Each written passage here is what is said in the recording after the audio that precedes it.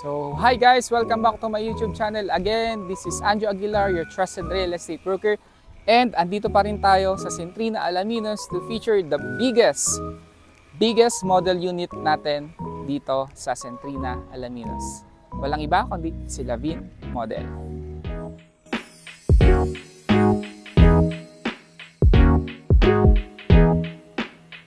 Centrina, Alaminos is located along Maharlika Highway in Barangay San Benito, Alaminos, Laguna. Accessible po ito via South Luzon Expressway, Santo Tomas Exit, one bus ride going to and from Metro Manila, 20 to 30 minutes going to Lipa, Batangas via Lipa Alaminos Road, and soon, mas magiging accessible na po ito once matapos ang TR4 via San Pablo Exit. Malapit lang din po ito sa mga schools, hospitals, and commercial establishments tulad ni SM San Pablo. Complete din po ang amenities ni Centrina, including the clubhouse, basketball court, parks and playground, and swimming pool. So si Lavin Model po ay may minimum lot area na 145 square meters and usable floor area na 181 square meters. May 5 bedrooms ito, 3 toilet and bath, an attic, and a 2-car carport. Yan. So pasensya na po sa medyo may kalat, no, kasi nag-maintenance po ng ating mga model units. So tara, bago natin pasukin ang ating unit, ikutin muna natin ang exterior part ng ating Lavin. So as you can see, modern Asian contemporary and design. Yan. And ito po yung ating 2-car carport. Again, sa sobrang laki nito, kasya ang dalawang van. So hanggang dito siya kasi sa dulo. And this is your property line. And since ito ay nakatayo sa corner lot, yung model house natin, may space pa rin tayo dito for your garden. Pero kung inner siya, hanggang dito lang yung property natin. Yan. May space din dito since it is a single detached attach. Yan, may space tayo dito, 2 meters. Access going to your kitchen area or pwede natin itong gawing utility, service area, laundry area. Pero hindi tayo dyan papasok syempre. Yan. Itong mga ilaw po na to sa wall, kasama yan upon turnover. May outlet din po tayo. And dito sa my front, mayroon tayong 3 meter setback. From there, yan, pakita ko lang. So from there, sobrang laki niya. Yan. From this part, all the way to this part. So mga 12 meters siguro to. Ganito siya kalaki. Ayan. So may 2 meters pa rin kasi dito. So ang lawak ng garden area nyo. Pwede kayo magtanim-tanim dito sa side na to. Pero pwede din dito. Ayan. So i-landscape lang natin. Pwede maglagay ng mini table, diba? So excited ka na bang makita ang loob ni Lavin? Ayan, bago natin pasukin, kung hindi ka pa nakasubscribe, ayan, kasi pang-5 model na natin na papasukin ito sa Centrina, and kung binaybay nyo siya at hindi ka pa nakasubscribe, subscribe ka na, no? I-click mo lang yung subscribe button and hit the notification bell para the next house tour natin or bagong project na i-video natin, updated ka. So let's go! Ang main door po natin is a solid panel door with lever type doorknob. Ayan! Upon entering, so since ito na yung pinakamalaking unit natin sa Centrina, ang spacious niya.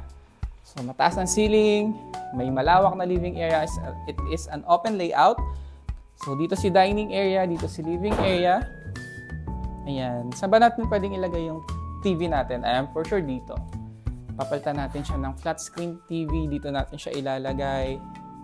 So gusto ko yung parang barn type, countryside ang design. Yan, sa ating dining area. Ito po yung sliding door, access papunta sa labas, yung pinuntahan natin sa may likod. So may 2 meters pa tayo dyan na setback for the extension of your house. Dito muna tayo. I love this part, yung kitchen niya, kasi mayroon siya ditong counter. So parang halimbawa, kung ikaw lang yung kakain, maglagay ka lang dito ng chair, tapos dito ka na mag-aalmusal. So andito yung lutuan. Again, the overhead cabinets, hindi po siya kasama. May outlet na po dito para sa mga appliances natin. Naka-granite tiles na din po siya. And nandito yung sink natin. Okay. So meron din space pa doon para sa mga ibang appliances natin. May window na din po dito. So, dito natin ilalagay yung ating fridge, yung refrigerator natin. This is the first bedroom sa first floor. May dalawa po tayong bedroom dito sa first floor. So, naka-ready na din po siya for window type aircon provision. So, may outlet na din po. Pwede natin itong gawing pantry. Yan, our office area, maid's quarter. Since malaki po siya, pwede siyang gawing room. May bintana din siya dito sa may part na to. Very, very good. Ito naman po yung second room. Kung dalawa kayo nag-o-opisina, tapos ayaw nyo magkasama kayo, di ba? Pwede dito. Or pwede nyo din gawing workout area. Kagaya dun sa ating Avina model, no? Ginawang gym room. So, meron siyang dalawang sliding window, provision for window type aircon. Or kung pwede din natin gawing bahay ni Lolo, room ni Lolo at Lola, di ba? Ayan. So, malaki siya.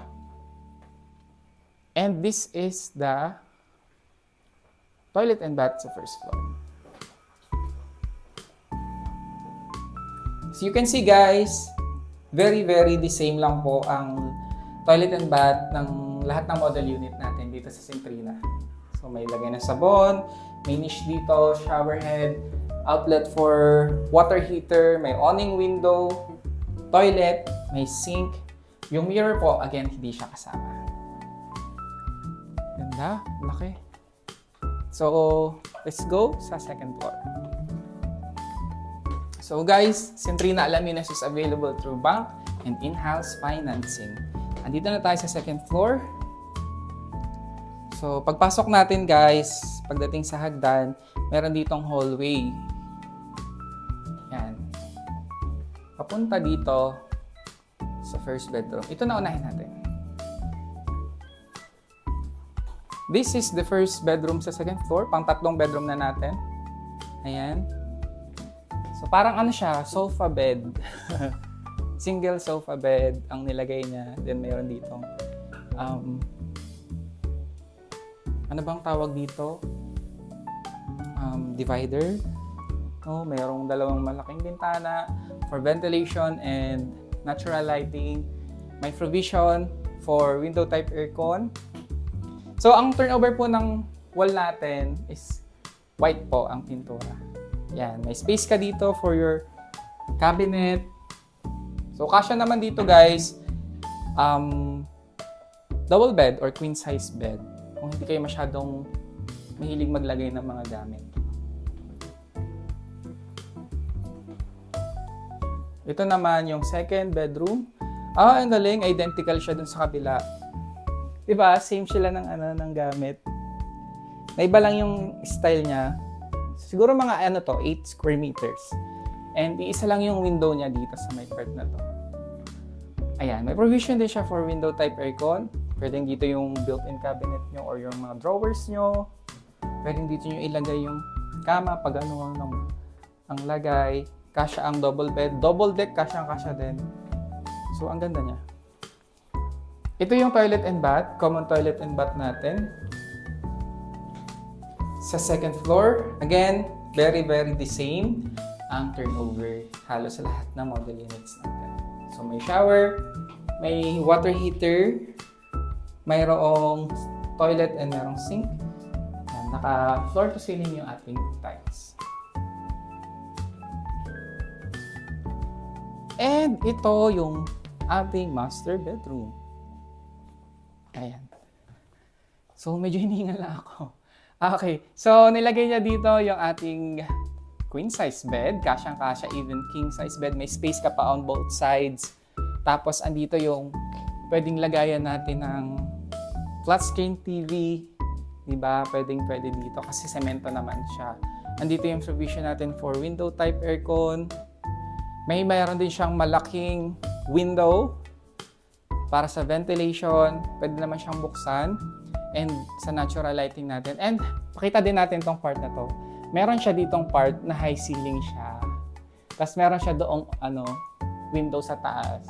Para mas lalong maliwanag pag morning or pag day. Yan.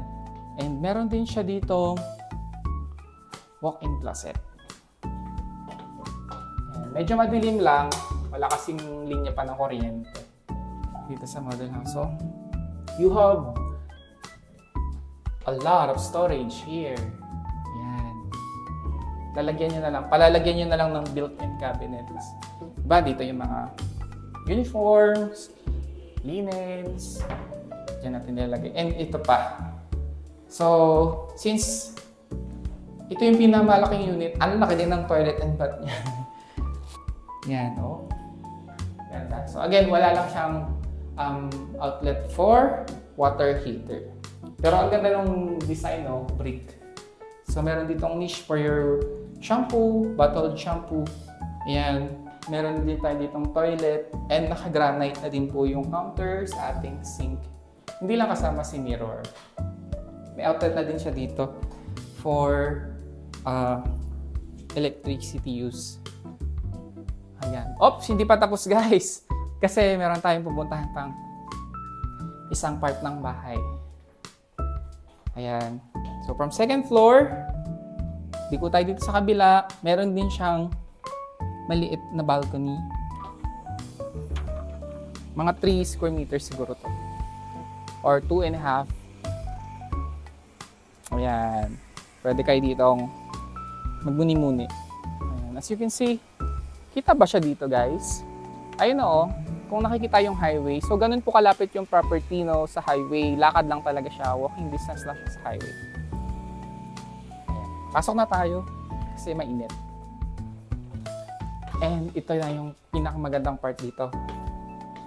May attic din po si Lavin model.